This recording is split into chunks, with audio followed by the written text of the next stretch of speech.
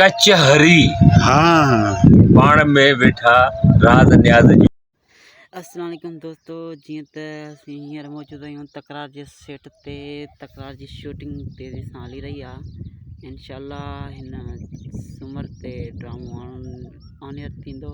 जीअं त शूटिंग तेज़ी सां हली रही आहे। हिन में नवां एक्टर आया आहिनि, मामा लालू आहे ऐं ॿिया बि आया आहिनि। तव्हांखे ॿुधाईंदा हलूं त मुझे यूट्यूब चैनल ते रोज़ तव्हांखे अपडेट ॾींदासीं। यूट्यूब चैनल जो नालो आहे इस्माइल बलोच ऑफिशियल टीवी। हिनखे लाइक कयो, सब्सक्राइब कयो ऐं सपोर्ट कयो।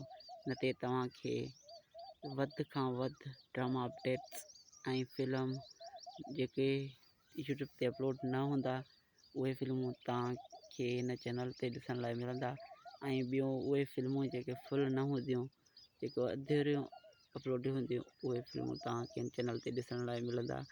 इंशाअल्लाह तव्हां लाइ सुठा सुठा प्रोजेक्ट खणी ईंदासीं। त असांजे यूट्यूब चैनल सब्सक्राइब ज़रूरु कजो ऐं यूट्यूब चैनल ते तव्हांखे ड्रामनि फिल्मनि बारे में अपडेट ॾींदासीं। जीअं त हींअर ड्रामो तकरार जी शूटिंग हली रही आहे। इंशाअल्लाह जल्दी ऑन एयर थींदो।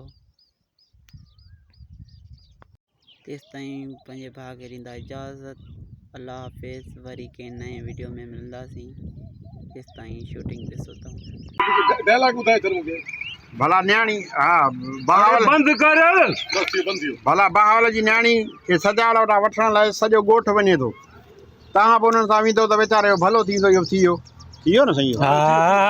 शेर अली थो ॻाल्हाए। बहावल जी हिन सजावल जे विच में मां छो पवां? बहावल मूंखे चवे न चवे मां भॻो वञा? ईअं न लालू, असल में बहावल उहो हा असल में बहावल इहो ॿार असां ते रखियो आहे त जेतिरा माण्हू गॾु थी सघनि कयो त सजावल खे सोढ़ो कयूं। असल में इहो बहावल इहो ॿार असांजे मथां रखियो आहे त ॻोठ में जेतिरा माण्हू थी सघनि से कयो, जीअं सिजावल खे सोढ़ो कयो। ठीकु आहे शेर अली, तव्हां परावन मसइलनि में मूंखे छो था धिकियो? तव्हां सां मसइलो कहिड़ो हाणे? मां ठहां न ठहां बहावल सां, न ठहां सजावल सां, जेकॾहिं हलियुसि न त ॿिन्ही मां हिकिड़ो लेटियल हूंदो या थी सघे ॿई लेटिया पिया हुजनि। अड़े वाहिद हणीनि फायर करीनि पूरो गोली न